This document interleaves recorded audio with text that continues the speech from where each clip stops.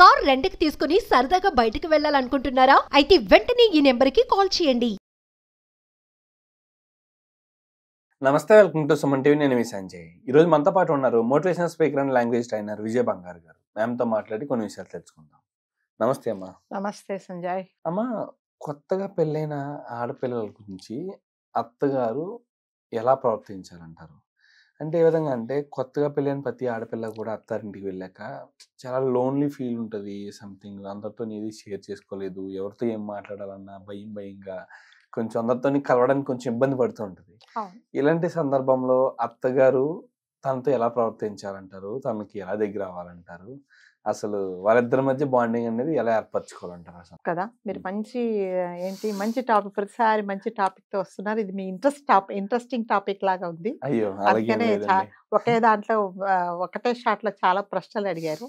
Yes, మీరు అన్నట్టుగా ఒక అమ్మాయి అంటే ఒక కంప్లీట్ గా మన ఫ్యామిలీ ఏంటో, మన పద్ధతులు ఏంటో, మన ఆహారం అలవాట్లు ఏంటో, మనం ఎలాంటి వాళ్ళమో తెలియకుండా కంప్లీట్గా ఒక కొత్త ఫ్యామిలీ నుంచి మన ఇంటికి వచ్చినప్పుడు ఎవరిది ప్రధాన పాత్ర ఎవరిదంటే హస్బెండ్ది 100%, అత్తగారిది 2000%.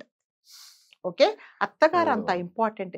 ఏ ఫ్యామిలీలో అయినా చూడండి, ఏ ఫ్యామిలీ అయినా అత్తగారు కోడలు ఒక్కటే మాట మీద ఉంటే అస్సలు గొడవలు ఉండవు ఆ ఇంట్లో.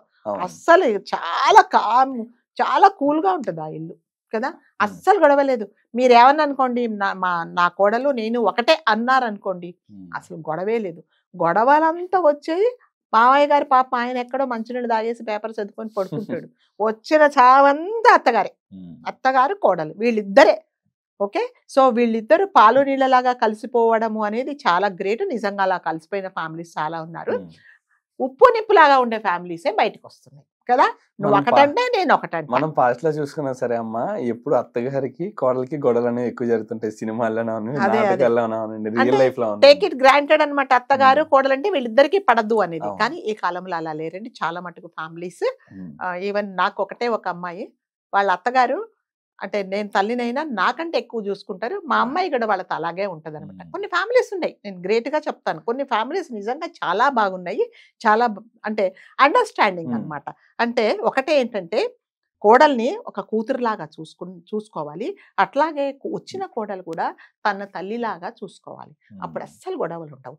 ఏదన్నా ఒక మాట అన్నా, ఏదన్నా ఒక పద్ధతి చెప్పినా మా అమ్మ చెప్తుంది కదా, అట్లాగే మా అత్తగారు చెప్తున్నారు. సో ఫస్ట్ అక్షరాలు సేమ్ కదా, పొట్టి నెక్స్ట్ అక్షరమే అమ్మ అత్త, అంతే. తేడా ఏముంది చెప్పండి? ఆ ఒక్క అక్షరం తేడా మీరు చూపించకండి. అత్తలో అమ్మని చూసుకోండి, అమ్మలో అత్తయ్యని చూసుకోండి, అసలు తేడాలే ఉండవండి.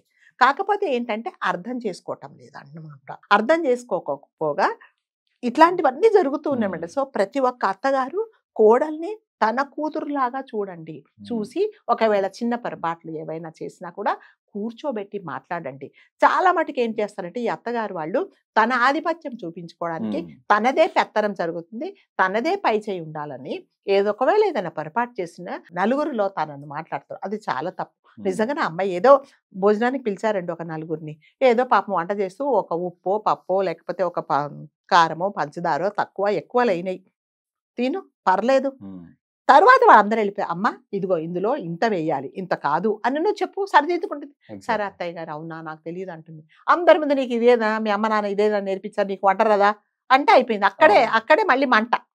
సో ప్రతి అత్తగారు కోడల్ని అంటే కూతురు తప్పులు చేస్తే ఎలా సరిదిద్దుతుందో అలా సరిదిద్దాలి.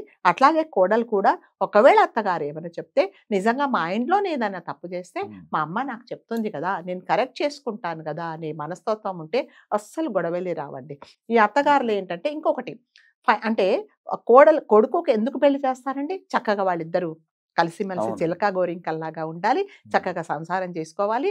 ఎందుకంటే మీ వంశాన్ని వృద్ధి చేసుకోవడానికి, నీ ఇంట్లో దీపం పెట్టడానికి వచ్చింది ఒక పరాయి ఇంటి నుంచి ఒక అమ్మాయి.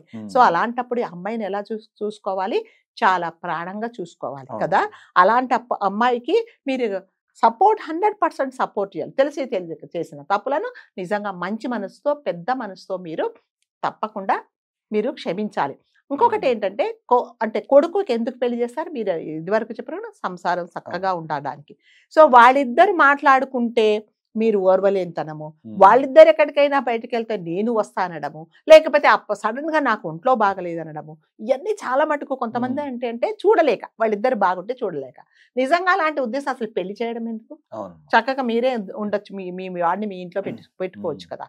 సో కొంతమంది అలా చేస్తారనమాట. ఇవన్నీ ఏమంటే అత్తగారు గారు కూడా ఇది వరకు లాగా నా కొడుకు నాతో ఉండలేడు, ఎందుకంటే ఒక మనిషి ఇద్దరికి సేమ్ టైం స్పెండ్ చేయాలి అంటే తప్పకుండా ఆ టైం స్పెండ్ చేయాల్సి వస్తుంది కదా.